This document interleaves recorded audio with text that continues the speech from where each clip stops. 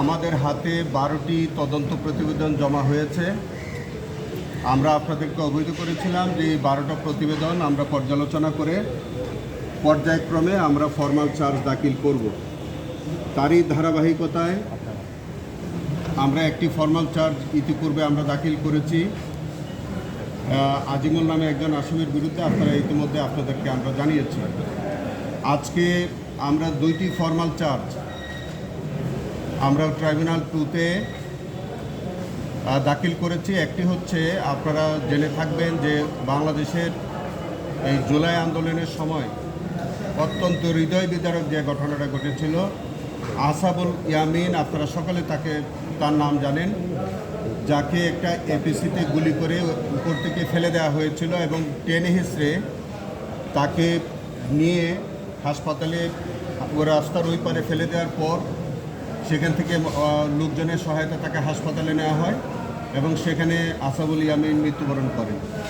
এই হৃদয় বিদারক দৃশ্যটি সারা পৃথিবীতে তখন বিবেকে নাড়া দিয়েছিল এবং তার পরিপ্রেক্ষিতে সারা বাংলাদেশের মানুষ তৎকালীন ফ্যাসিস্ট সরকারের বিরুদ্ধে আন্দোলনে নেমে পড়ে এবং দলমত নির্বিশেষে তখন কিন্তু ওই আন্দোলনের ছাত্র জনতার সাথে তারা সকলে শরিক হয়েছিল এবং সেই ঘটনার পরে ইন্টারনেট বন্ধ হয় এবং এই ঘটনার পরিপ্রেক্ষিতে আজকে আমরা ফরমাল চার্জ দিয়েছি। সেখানে আমরা 19 জন আসামির বিরুদ্ধে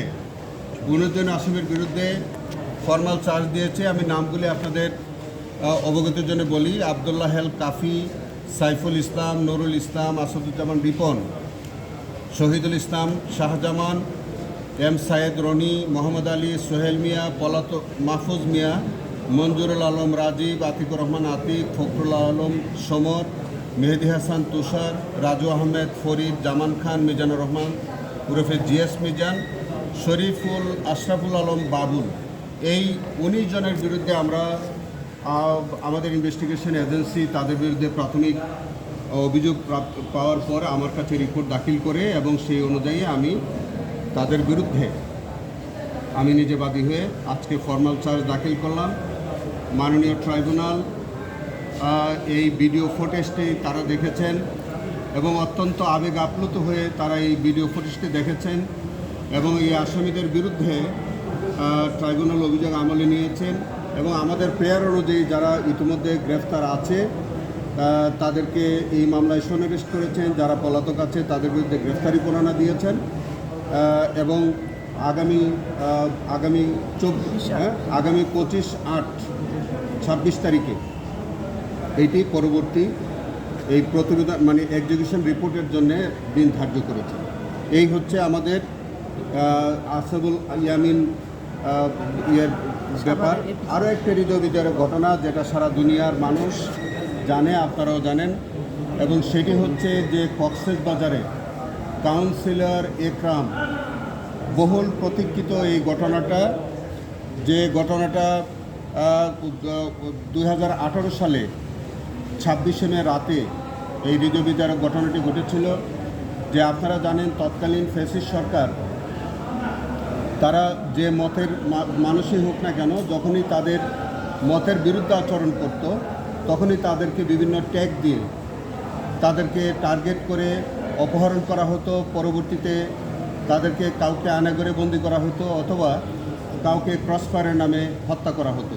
এরকমই একটি ঘটনা হচ্ছে আমাদের তৎকালীন কাউন্সিলের একরাম হত্যা মামলা, যেখানে একরামের মোবাইল ফোনটা সুইচ অন ছিল এবং সেই সুইচ অনটা থাকা অবস্থায় তার মেয়েরা এবং তার স্ত্রী এই হত্যাকাণ্ডের এই যে মানে ফায়ারিংয়ের আওয়াজ, তারপরে একরামের যে কথোপকথন, এগুলো সব শুনতে পাচ্ছিল এবং সেটি আমাদের তখনকার কালের কণ্ঠ পত্রিকা একটা নিউজও করেছিল।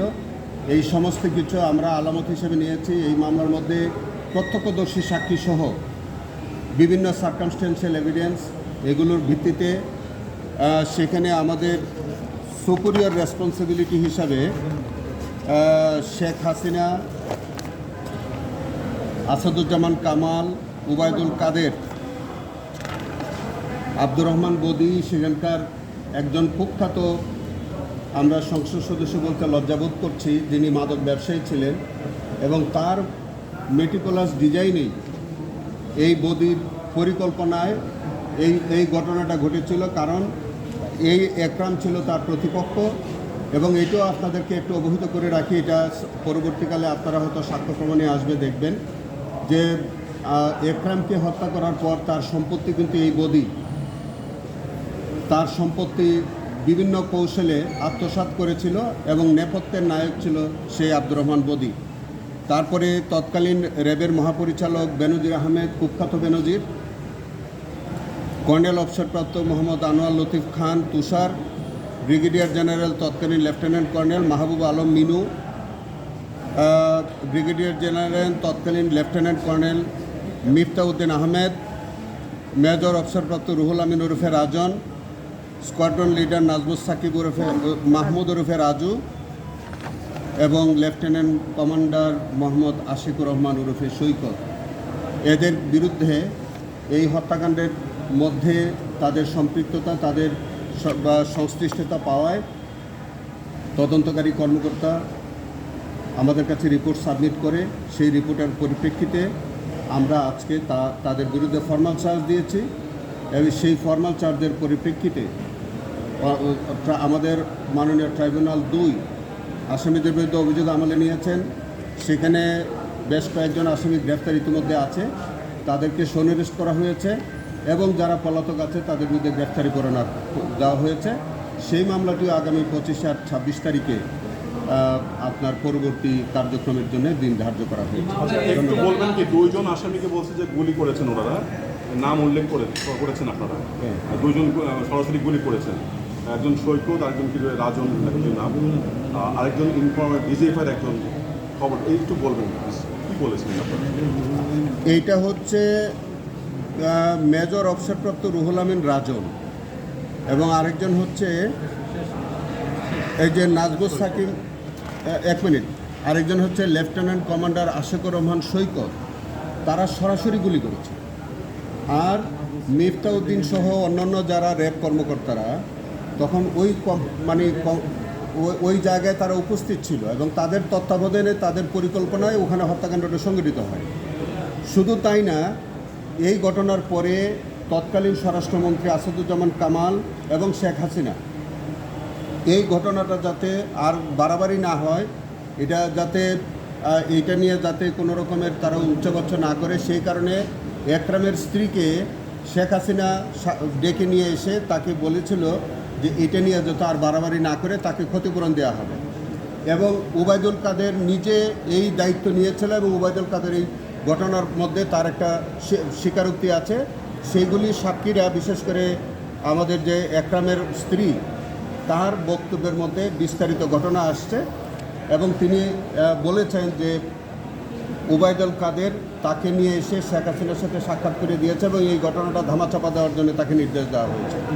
এই সমস্ত কিছু বিচার বিশ্লেষণ করে এবং এই সমস্ত ইনভেস্টিগেশনটা আমরা পর্যালোচনা করে যাদের বিরুদ্ধে আমাদের অভিযোগ ক্রাইমের ফেসিভ কেস পাওয়া গেছে তাদের বিরুদ্ধে ফর্মাল অভিযোগপত্র দাখিল করা হয়েছে। মানে আজকে আরও দুটো গুরুত্বপূর্ণ ট্রাইব্যুনাল একটা বিষয় বলেছেন, অ্যালার্মিং বিষয়টা একটু তুলে বলবেন।